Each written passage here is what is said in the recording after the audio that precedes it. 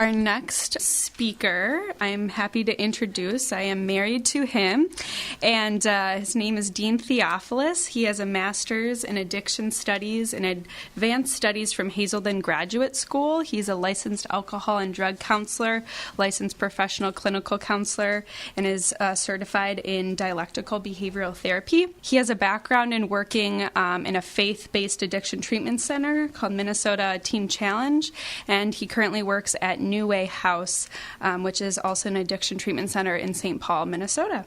So he's here to share with us about understanding the 12 steps and their Christian roots. Thank you, Dean. Good afternoon. Thank you for all coming. So a breakdown of what kind of the plan, the agenda be for today. Kind of designing this PowerPoint, this slide, this lecture, I was kind of torn between two kind of perspectives approaching this. The one perspective, I could go on for days. There's years really about the theology behind the 12 steps, its history, how it came from Christian roots, the teachings behind it, how its teachings were influenced by Scripture, by Christianity, particularly ancient Christianity. But I also wanted to take this time for this lecture. I'll talk about how to actually apply the 12 steps of Alcoholics Anonymous in one's clinical practice. One of the real cool treats of that I've got experience over the past couple of years is working in the state of Minnesota, which has a very robust clinical world for treating addiction. They actually developed a model in Minnesota, the state of Minnesota, of how to actually properly do treatment for people suffering with addiction, alcoholism, chemical dependency issues, whether it be an inpatient setting or an outpatient setting. So Minnesota itself, if you go to the state, really has has taken a lot of time to do work to develop a clinical setting and clinical environment to help people with addiction using the 12 steps. And particularly the work from Hazelden, the Hazelden Center for Chemical Dependency and Addiction, really spearheaded that campaign as being one of the leading chemical dependency addiction treatment centers in the country, let alone the world. So I think those two perspectives, I really want to hit this lecture on those two perspectives. A little bit about, 12 steps and their theological origin, how the 12 steps came from Christianity, came from the Scriptures, and then also how to use the 12 steps. I think a lot of times we think of the 12 steps is that clinicians can't use it sometimes, that it's only preserved sometimes to go into meetings, which is true. Going to AA meetings, going to Alcohol Anonymous meetings are so important to one's recovery. But as a clinician, whether you're a psychologist, a psychiatrist, mental health worker, you can utilize the 12 steps in your practice. So I'm going to divide the lecture as that. A little bit of brief overview of the agenda, brief overview of the teachings of Alcoholics Anonymous, their connection to Christianity, to ancient Christianity, the Scriptures, and then how to use the steps. I'll kind of go through actually how the steps are used in an inpatient facility. So if a client goes to, let's say, treatment at Hazelden, what would that look like? What steps are done? How do you work through the 12 steps in a clinical setting? So yeah, that's kind of the divide right now. And I'll try to, at least as I offer, kind of go through each step. If you have questions during, of course, the presentation, please ask. There's a mic right up here. So just go into the mic and ask the question. So I really want this to be an explanation, but also resources for you all. Again, I want to pause a few books that are really important if you want to apply the 12 steps in clinical practice, but also in practice with Christianity too. There's some wonderful, wonderful books that are a wonderful tie-in between how to use the 12 steps and how to use the 12 steps in a Christian setting. I just want to name a few books. They're up at the front of the desk if you want to look at them. The first one is 12 Steps Christianity. It's a great, great book done by Hazelden Publishing by Saul Selby. Wonderful, wonderful book. It's a wonderful workbook. So there's questions to ask. So if you want to work through the 12 steps in a Christian using Scripture, asking questions on a very spiritual base, wonderful book to have. Of course, all these books will be listed on my PowerPoint if you want to go on Ancient Faith to look at it too. There's the 12 Steps of Spiritual Journey, another Christian book that breaks down each step, their correlations to the Scriptures, questions to ask, how to utilize it in a group setting, questions to ask if you want to, work on an individual basis. They have a book to this too, 12 Steps of Spiritual Journey. Another book that's really good is it's actually a Bible. There's a certain Bible called the Life Recovery Bible, which is the Old and New Testament with corresponding scripture verses that go with certain steps. So you read, you have the Bible, you read it, and on the liner notes they have, this corresponds with this step, this goes with this teaching. And there's a little workbook that comes with two, really helpful.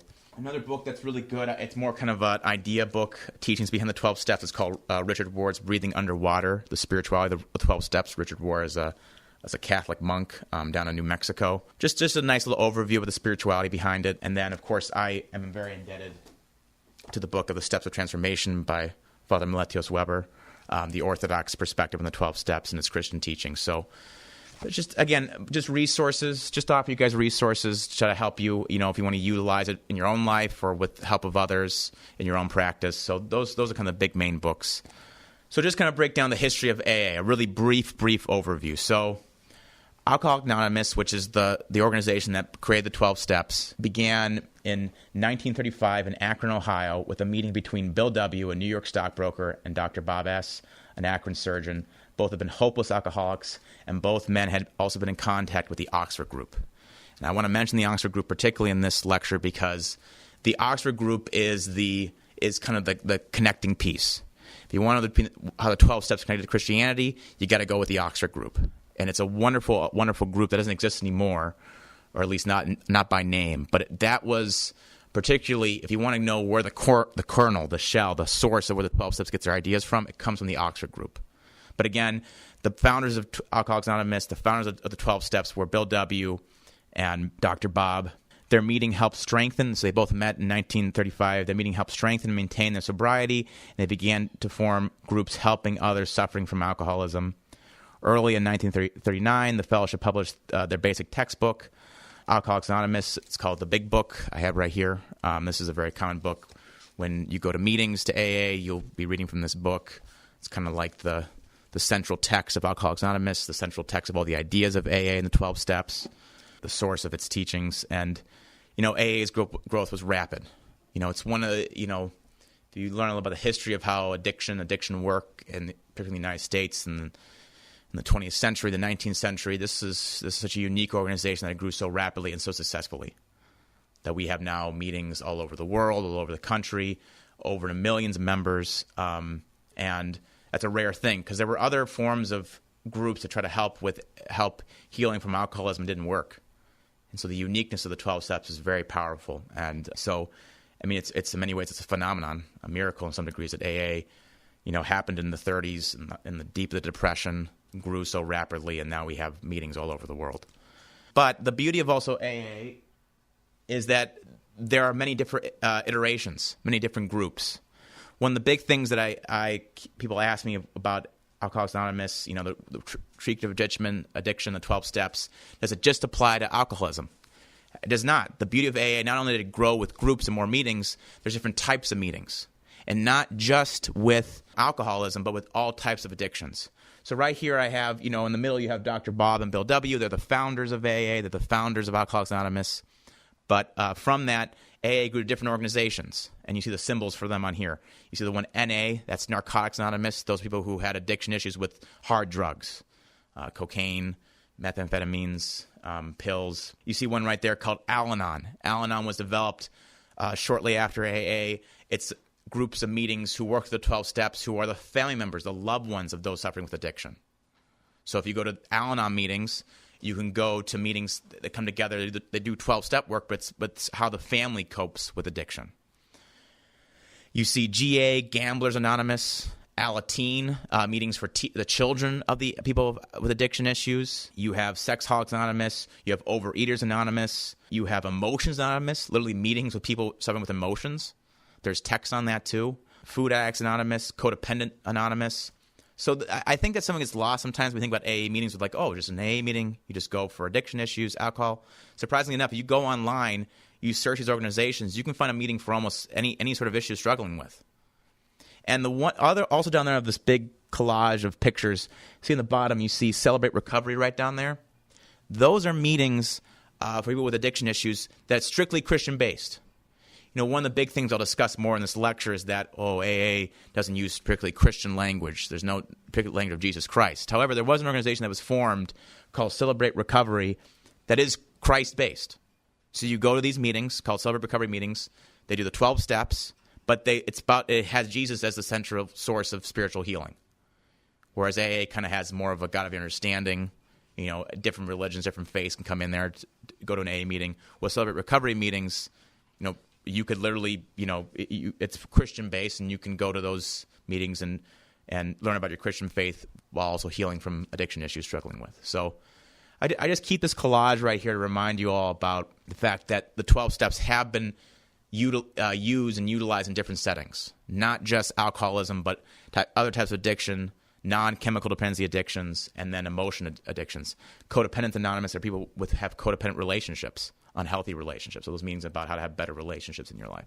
The next slide is some books, some basic textbooks. So the big one right here, if you go to an AA meeting, if you go to meetings, is the big book. This is the primary text of AA.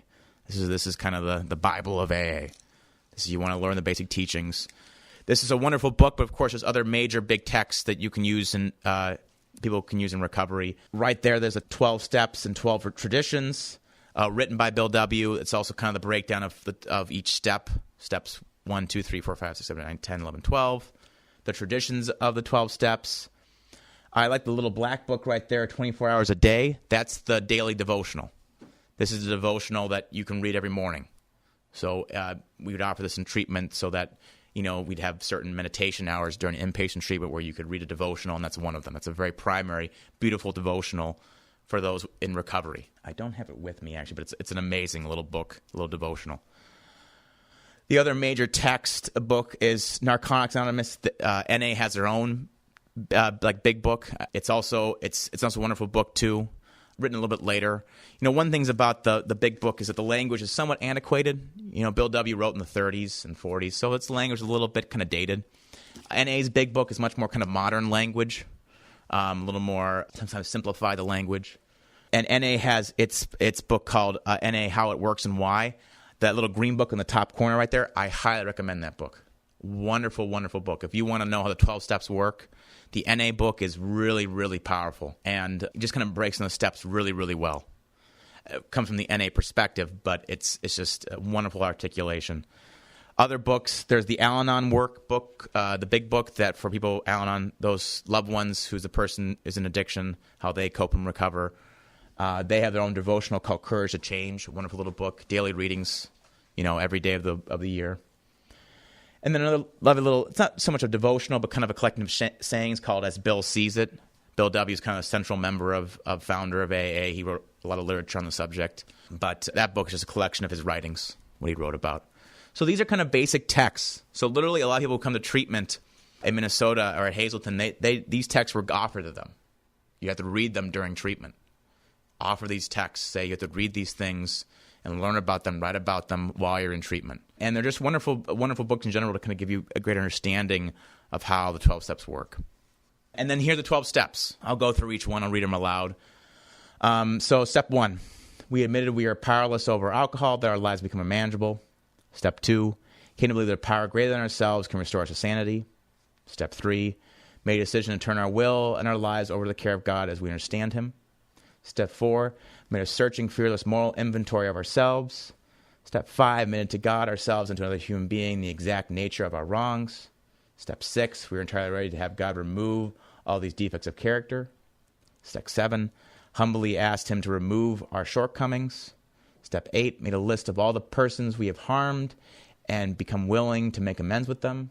Step 9, made direct amends to such people whenever possible, except when to do so would injure them or others. Step 10, continue to take personal inventory, and when we were wrong, promptly admitted it. Step 11, sought through prayer and meditation to improve our conscious contact with God as we understand him, praying only for the knowledge of his will for us and the power to carry that out. Step 12, having had a spiritual awakening as a result of these steps, we tried to carry the message to alcoholics and to practice these principles in all of our affairs. So again, kind of a breakdown of the 12 steps, what they look like. One thing that's kind of important in treatment, when a client comes to inpatient treatment, ideally, if it's a treatment that's based on the 12 steps, you make sure you hit at least the first 3 steps when they come to treatment. So let's say you have someone you care about and they tell them to go to inpatient treatment, and the inpatient treatment center is 12-step based. Ideally, if they're there for say 30 days, they're going to hit the first 3 steps, 1, 2, and 3, maybe 4 and 5. And let's say they do inpatient with an outpatient treatment too, which is like they're not in a place in an inpatient setting, but like an outpatient setting for 3, 4, 5 months. By that time, you'd be hitting 4, 5, 6, 7, 8, 9. So that's usually how the 12 steps are applied in a clinical setting. Now, of course, if you work these steps in meetings, you can go through them in a span of a couple of days. You can go through them through a couple months. But usually in a clinical setting, what's been done a lot in treatment facilities is that you kind of try to hit at least the first 9, but definitely in the first 7 if you do an inpatient outpatient work. So particularly today, I'm going to review kind of the first 7. Not saying that 8, 9, 10, 11, 12 aren't important, but the first 7 are kind of a lot of times when people come to treatment, they really tackle those steps particularly. So then there's the Oxford group. And this is kind of, I always go back to the correlation between the 12 steps and Christianity. This group particularly is the bridge to it. If you want to understand particularly the ideas and particularly the theology of the 12 steps, how it relates to Christianity, I strongly recommend learning and reading about the Oxford group.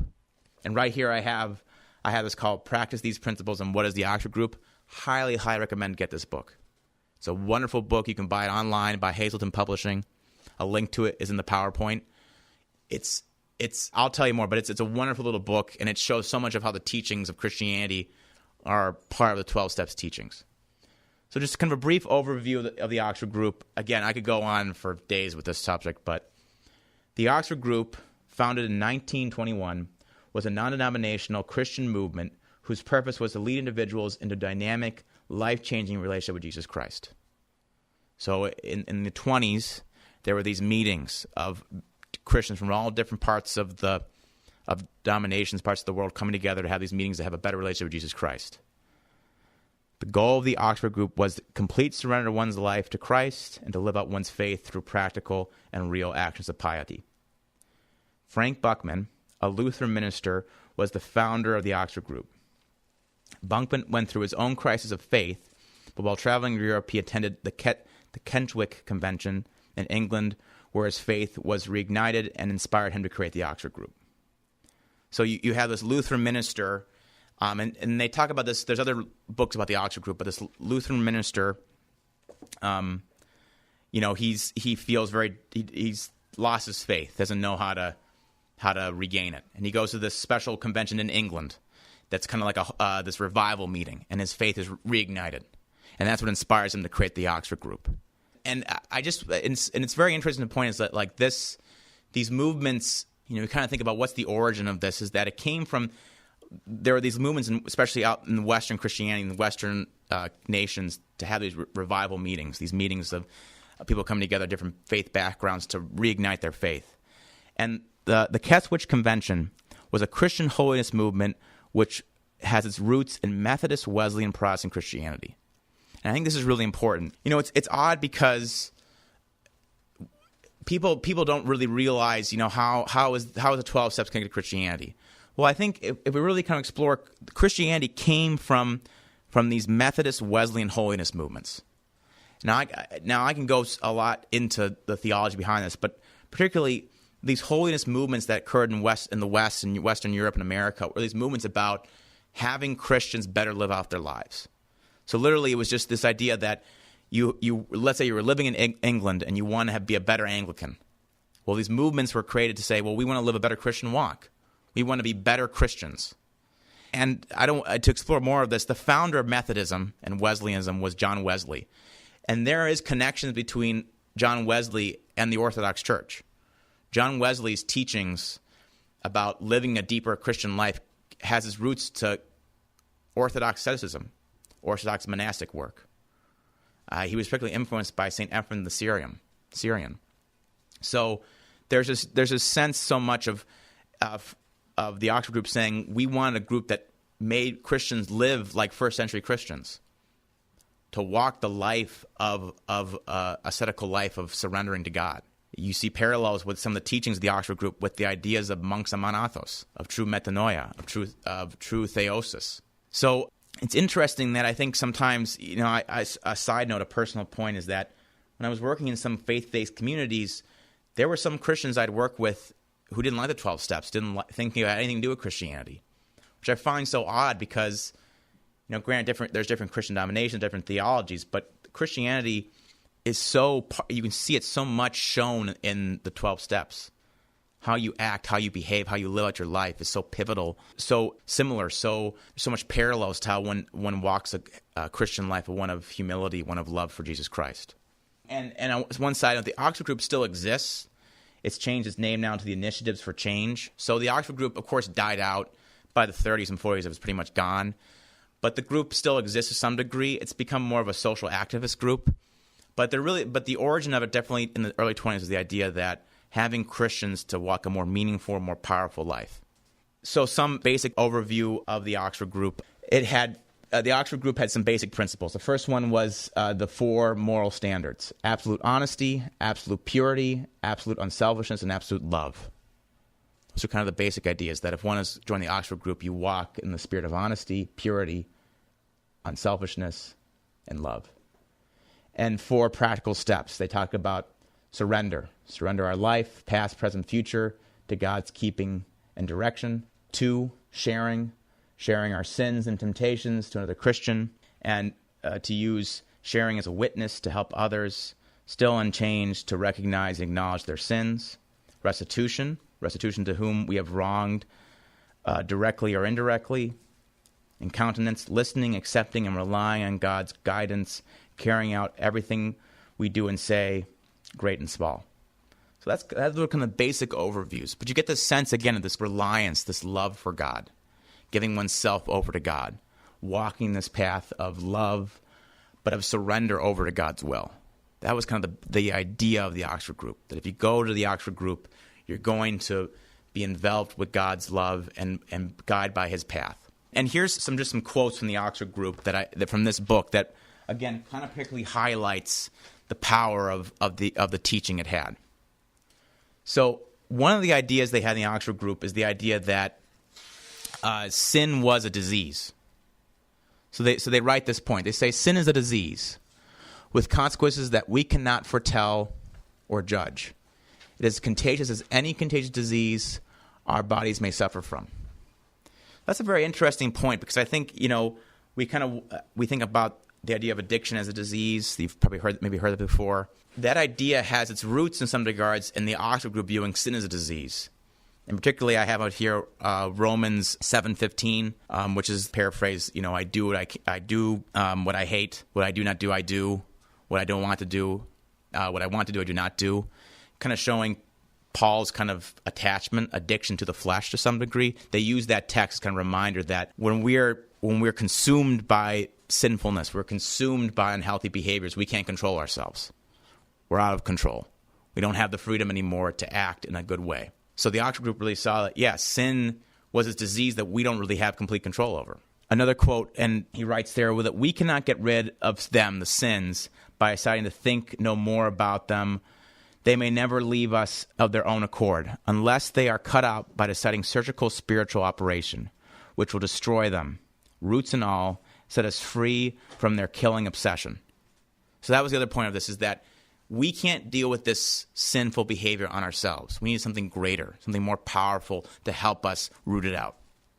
And I love that quote that right there, surgical spiritual operation, this removal, this outside force coming in and transforming our lives. It wasn't just our own willpower, it wasn't just thinking better to make the sin go away, but this idea that we need something outside coming in there and literally removing it from ourselves. So that idea is just really profound and important to remind ourselves about what actions are taking place here. We need to realize that this sinfulness is far beyond our control, and we need something greater in ourselves to help restore it. And then this quote, is so important in the gospel readings of "Thy will be done." That was a pivotal moment for the Oxford Group. Thy will be done. And they write, are 4 little words that give us the crux to surrendering our willpower, which is usually the last thing we wish to surrender to God. And the quote they use is from Matthew 19:26. With men, this is impossible. With God, all things are possible. So again, you get this sense right here of, to heal, we have to surrender our will over to God. To say, I can't run this show on my own. I need something else. That this is impossible with men, but with God, all things are possible. He will come in and restore us to sanity, to heal and strengthen us.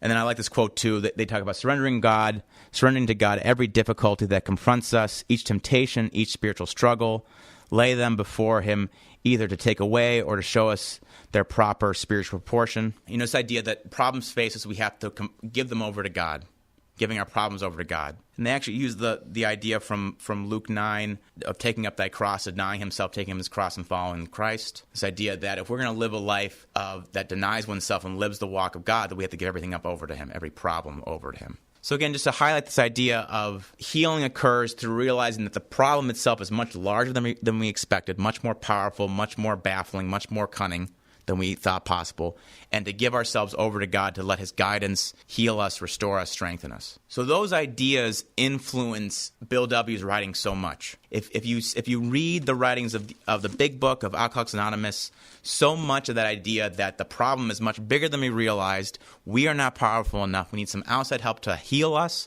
it's influenced so much in the language of Bill W. And that reminds us so much of the Christian walk for the Oxford group was to realize that we're going to be healed. We need to be guided by something greater than ourselves, that we can't, on our own, we're nothing. We need that outside help to inspire us, to strengthen us, to restore us. So, and I think a quote in the big book that's really, really important, if you read the big book, it's page 62, and it's this quote, I think, particularly is the meat, the real punch of what AA 12 steps are.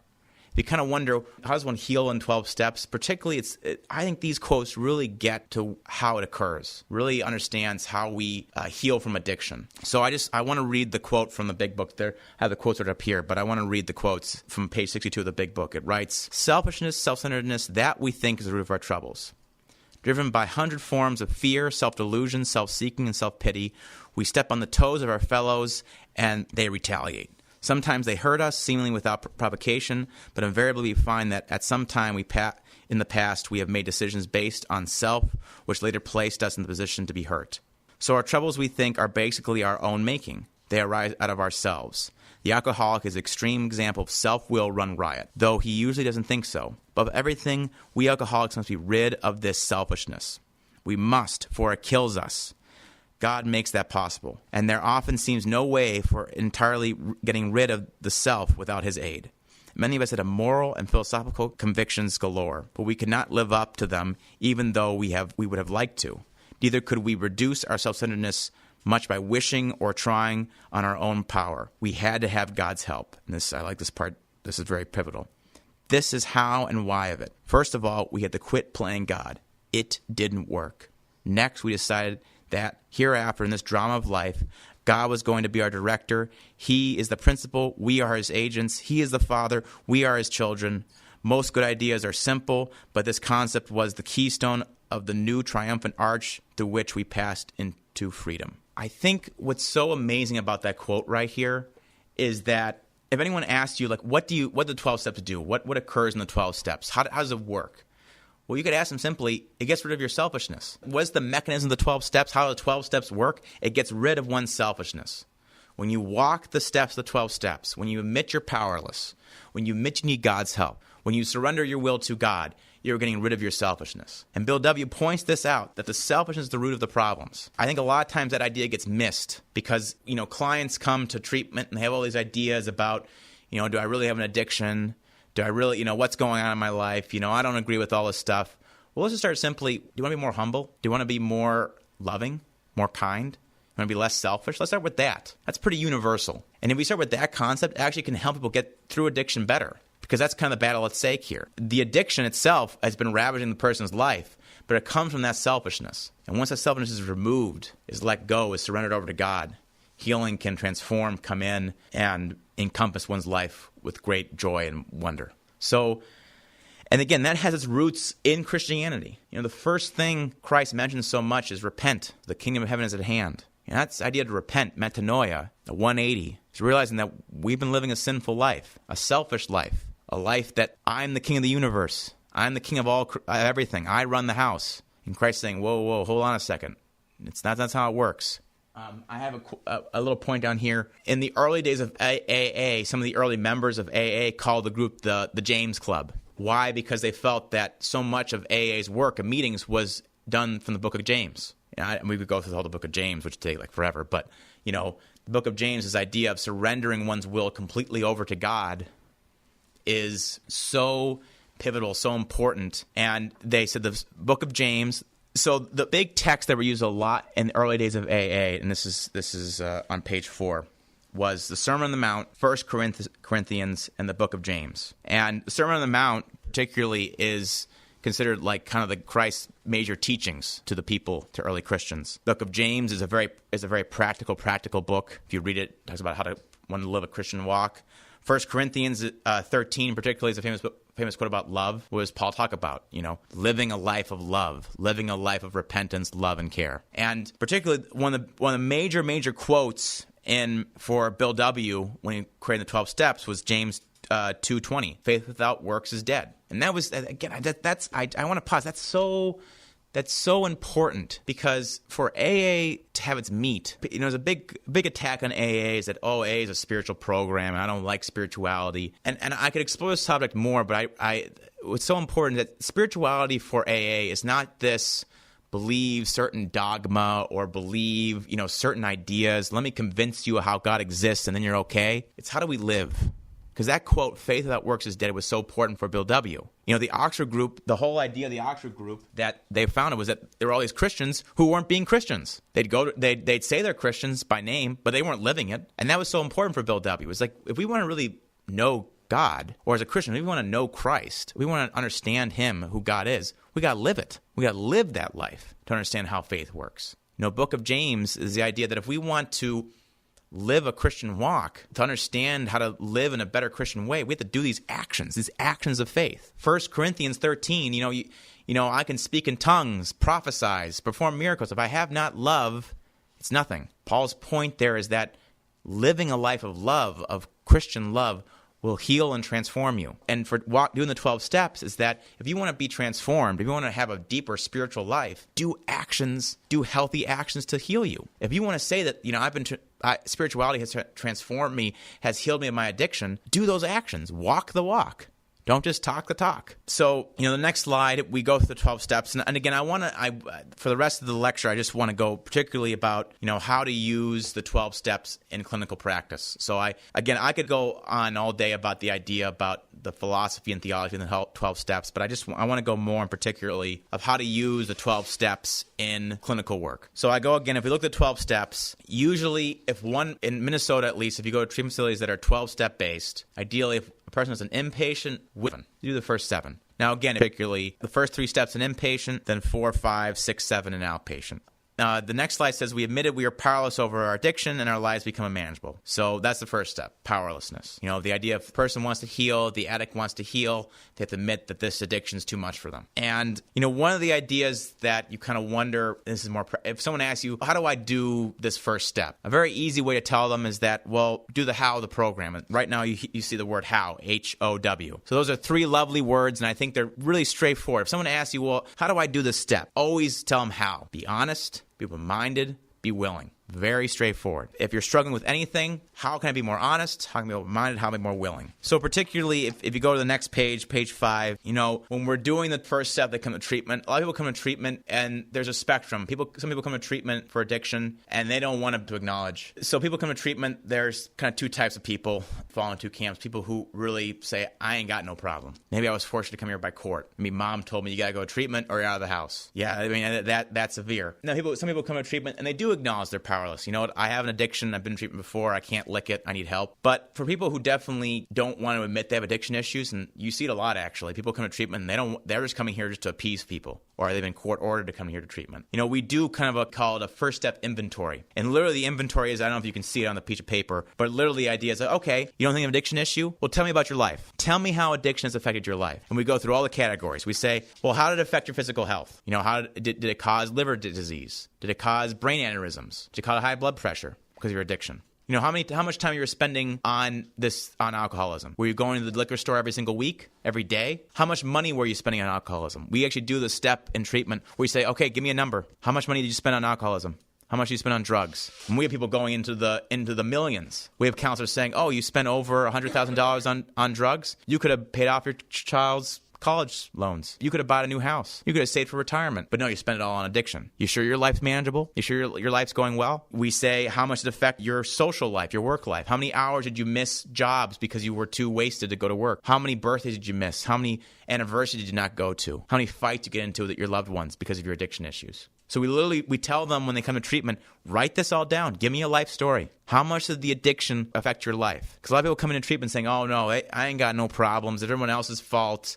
I was the victim to all of this. I didn't do anything wrong. After doing this first step, they kind of realize, oh, my gosh, here's the raw data. Here's the raw facts. Am I truly being honest with myself? This first step activity kind of reminds people to break denial. Denial's so serious when people come to treatment. They don't want to admit their problems. Now, this sounds very shaming when at first glance, you're like, wow, they go through all this work to show how much things are bad. And it may sound sad. A lot of times it is sad. I have people come to treatment for the first time. They're on their knees crying at the end of this worksheet. Like, I didn't realize how much my life has been affected by alcoholism. I want to spin it. It's also positive, too. Honesty should be freeing. The truth shall set you free. So if we want to be truly honest with ourselves, we got to look at, well, what's the damage of addiction? If I want to be truly honest, if I want to live a life of honesty, be true to myself, why wouldn't I want to admit that there's a huge issue in my life right now? Why wouldn't I want to admit that my relationships have been destroyed because of my alcoholism? Why do I want to live a lie? That's a big point of coming to treatment. Idea you learn how to be more honest. But again, I want to go back to the how of the program.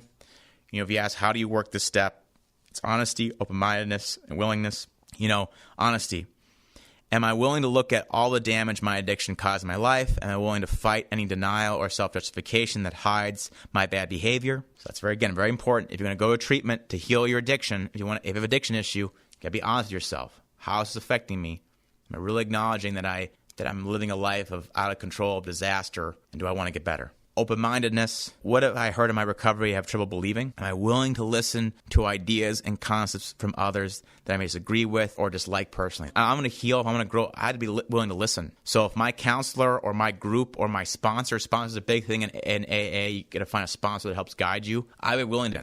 If they tell me, Dean, go do these activities, I'm like, heck no way. I'm not being open-minded. I'm not working anything. Being willing. And this is a big quote you maybe hear a lot in treatment. And I tell this to people, and I say it pretty seriously, are you willing to do whatever it takes to be in recovery? Now, I want to pause. That's a very, very powerful statement. Are you willing to do whatever it takes to be in recovery? Now, again, some people come to treatment and they don't think they have a problem. I'm fine. Everything's great. Oh, up to do. You got the problem. I'm wonderful. Some people say, oh, I have a problem. It's so bad. I want to change, Dean. I really want to change. I'm like, great. Let's change. But do you really want to change? Are you willing to do whatever it takes? Because it isn't just saying I have a problem. It's saying I'm willing to go to great lengths to heal myself. And let's go back to the quote from Christ that's so pivotal to the Oxford group. Take up thy cross, deny thyself, take up thy cross, and follow me. That's not do these steps, feel hunky, happy-go-lucky, rainbows and sunshine, everything's great, lovely, beautiful. It's going to be hard work, heavy, emotional, spiritual lifting. So that's very important at this point. It's the work of the 12 steps is powerful and healing. And I've seen miracles, and I've seen people cry with tears of joy, but it's also hard. These steps are not easy.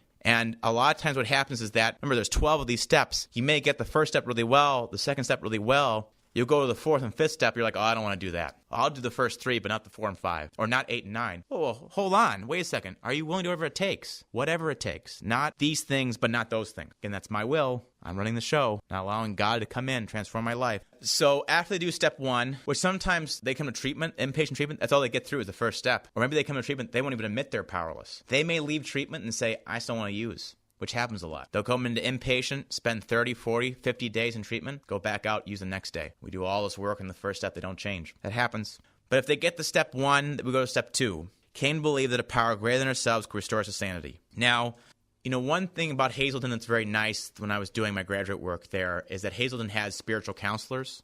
So Hazelden actually does, because 12 Steps is a spiritual program, people come to treatment who aren't Christian, who don't believe in God at all, atheist, agnostic, and they help people with their understanding of God.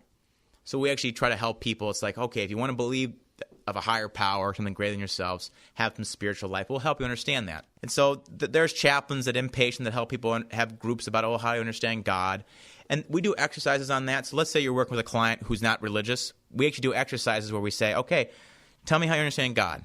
Again, any faith background. But I think particularly these questions, if you look at them, the questions aren't always asking, how do you properly understand God? Because remember, the whole theology, the philosophy of AA is faith without works is dead. So AA is very big on how do you know God through your actions? To use a fancy language, it's epistemology through action. I'm going to understand God through my actions. So these questions, and I want to highlight a few. Which persons in your life have helped you have hope and for recovery? What have they done or said that convinced you of their support? The bottom one is step 1 helped you see the insanity, the consequences, and behaviors of addiction. Are you beginning to get in touch with sanity, reality, a new way of thinking? Give at least 3 examples. And I like that point of this idea that when you go through recovery, you're going to make a whole change. Not just a little change, but a whole life change. Remember, metanoia, 180. The life you were as an addict is going to be very different than it is today. Don't you love those stories when you hear people, those success stories when they've changed, their whole life's gotten better, they're a better person, they have better relationships? That's a whole new life. It's literally a whole new person. A lot of questions like, what is it going to look like? What is that going to look like for you? So in step 2, when we work with clients, our big point is that what is that new life going to look like for you? Do you believe in that new life? It's going to be a while to get there, by the way. A lot of times in the media, we like to hear the success stories, and it looks very nice on screen. Like, oh, wow, that's great. Remember, I go back to it's a lot of work. So we ask clients, we want you to get to that promised land. We want you to have a happy life again.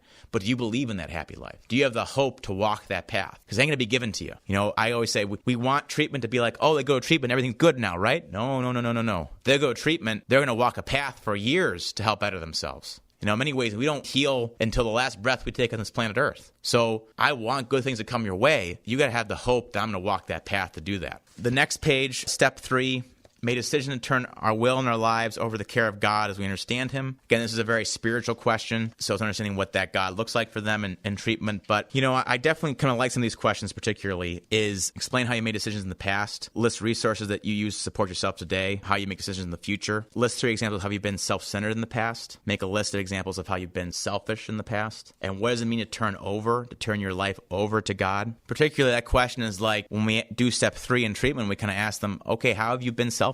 How have you been self-centered? What are you going to turn over to God?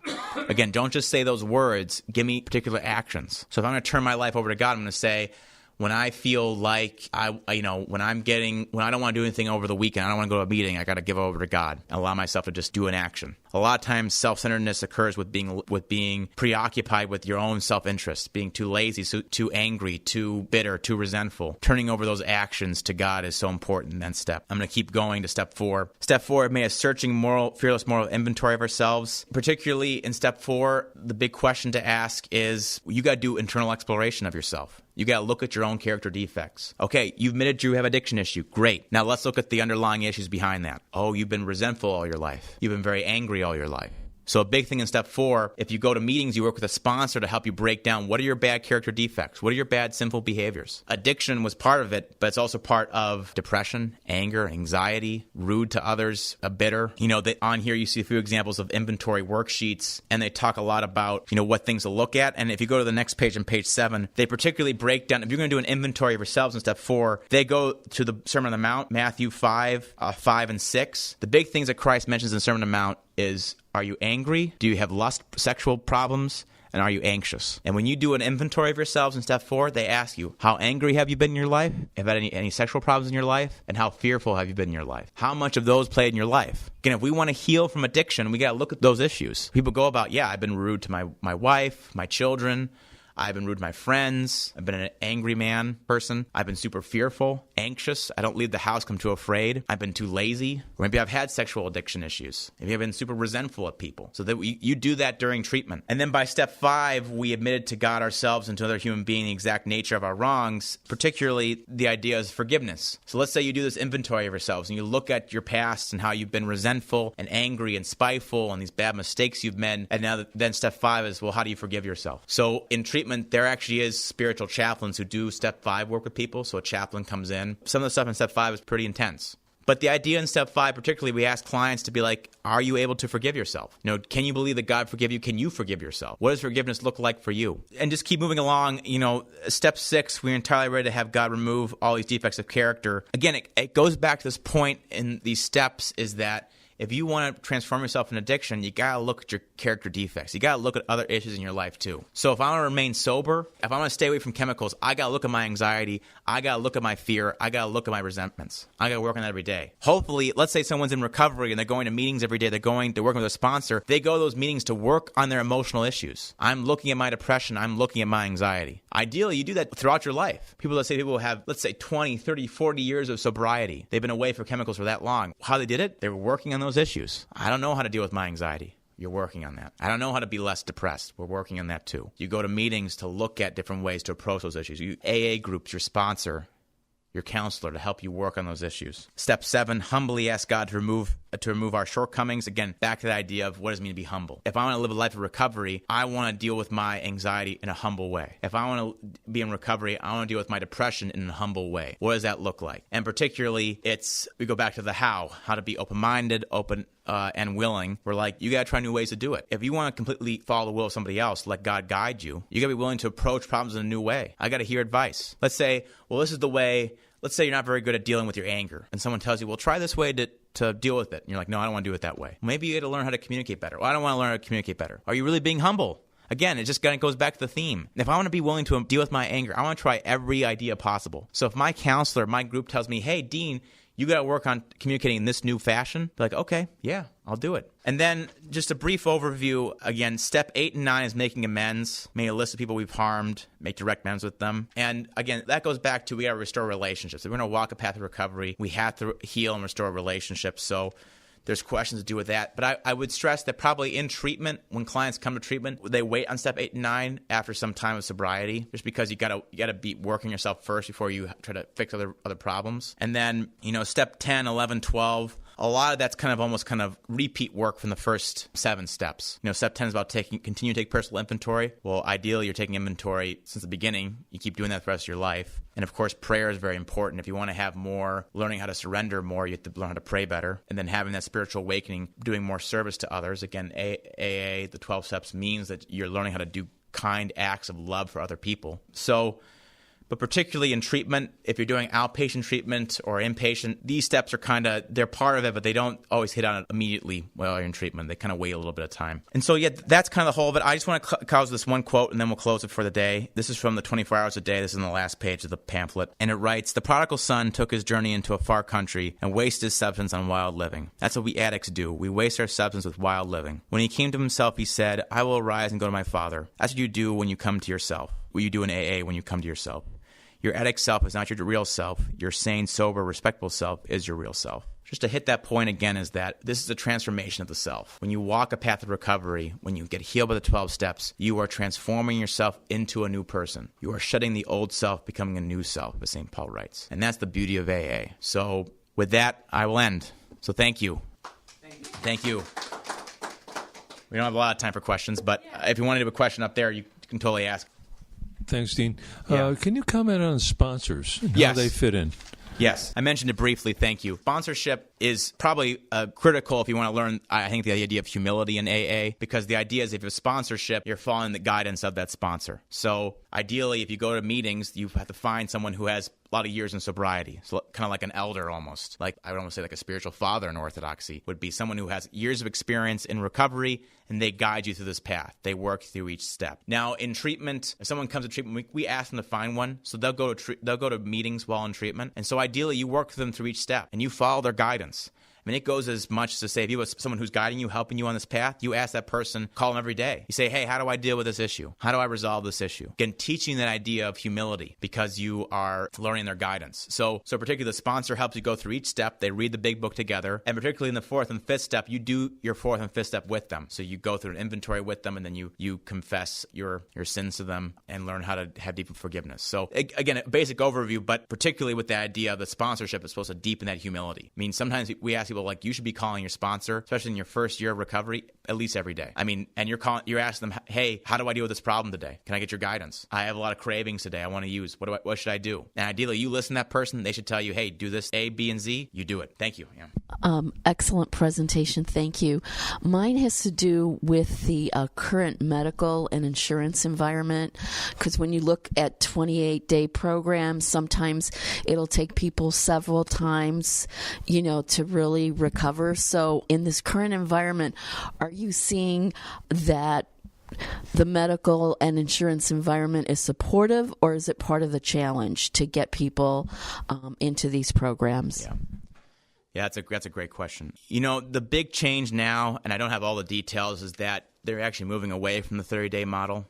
So it used to be if you're going to treatment, let's say someone's with addiction, the idea is that you go to treatment for 28 days, like an inpatient facility. You're there in that building for 28 days, and then you go out. They're moving away from that, actually. And they're moving more towards an idea of doing outpatient treatment, which means like day treatment, but you actually go home to a sober house, which is like a house where there's no drugs or liquor. That model, I would say, is being scrutinized right now, but that's what it's turning towards, because I think the idea is to create an environment, like a long-term environment that supports healing. So ideally, it would be, in a perfect world, like I go to treatment and I'm involved in a community. Kind of go back to that point. I have a sponsor now. I have a meeting. I'm around healthy people. I'm doing the deal. Does that always happen? Sadly, no. So the idea is that can we create an environment that moves us, that helps to facilitate that? And I think insurance companies now, particularly in Minnesota, I have to admit the state's I would think, very good in terms of really trying to support and fund chemical dependency issues, substance use issues. They're very big on funding treatment that does outpatient treatment with supportive housing. They call it recovery residence supportive housing. And sometimes clients are in the program for a year. So you're in outpatient treatment with supportive housing for a full year, which would be great if you think about it. A full year of healthy living. You're with good, healthy people. You're staying engaged. Man, that sounds really ideal. Does it always work in practice? It's hard, because it's, this stuff isn't ever easy. But I think the movement now really is, at least in Minnesota, is moving towards creating a long-term environment that really empowers you to live this walk of recovery. So thank you, guys. Thank you for coming.